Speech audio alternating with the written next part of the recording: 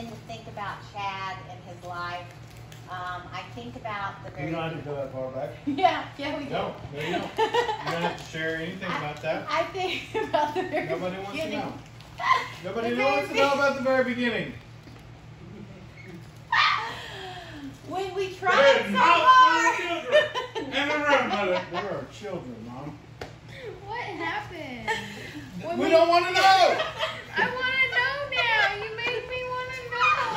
I'll tell you later when you're older. Well, Bella, let's just take that there's 12 years difference between your daddy and your Uncle Chad. So, That makes me when Lee was 3 years old, you guys know that we were told that we should have never had him and we would never have any more children.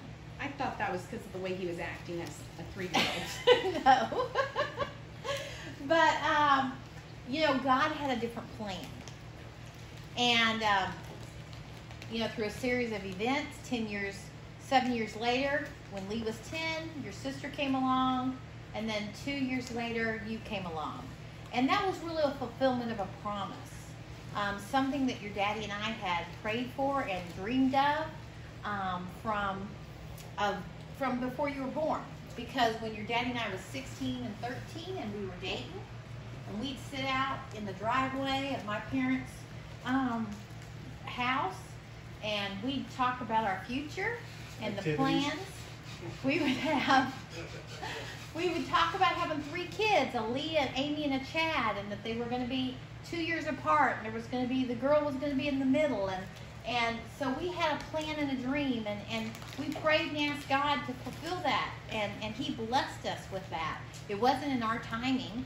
It wasn't when we had planned for it to be, and Satan certainly did try to do everything he could to keep you from being here and Amy from being here, but God's will prevailed. God overcame. And, yep, we love God. And I just want you to know that it seems like maybe from the beginning, it's been a struggle. But every time, God comes through one more time. You know? Every time. When we were struggling with trying to figure out your learning disabilities, we prayed and we sought God and we taught you the way that we knew that you learned, and then we got you tested, and then they said you were doing it right. But God.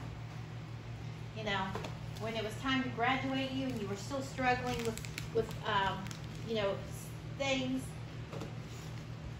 you know, when doctors said you could never do what you've done, you have, because God's been there. And He's reminded us all along the way at your high school graduation when the representative got up and spoke, and Ty Masterson, and he announced that he couldn't write a speech if he wanted to because he was dyslexic.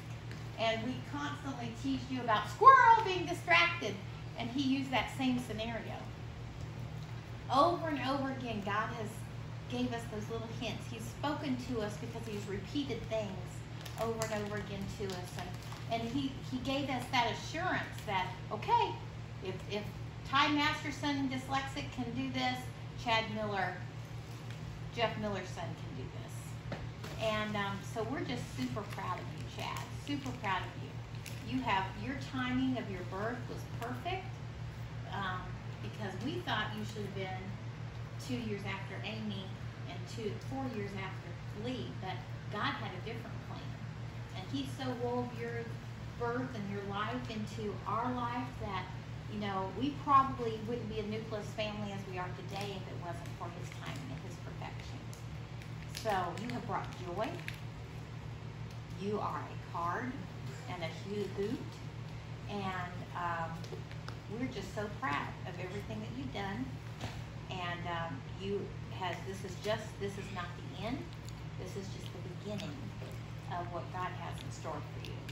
I know you've been worried up to this point. What am I supposed to do now? And what have I kept saying to you? You haven't finished the last thing God told you. When you finish the last thing God told you, He'll take you to the next one. And that's the thing. We don't always know what God's going to, we don't get to see the big picture. We get to see the little steps, and that's how we walk in faith. just little by little. We just keep going, like your life from the beginning. Because Daddy and I, when we sat in that driveway and dreamed about having all three of you, we just kept dreaming. And we kept walking and trusting God. And then, and all along the way, we can see God's hand in your life. And so we're just so thankful and just so proud of you. I just want you to know that we want you to continue to keep your eyes open and to see God's hand in your life over and over and over again. He'll talk to you through repeating things over and over and over again in your life. So listen.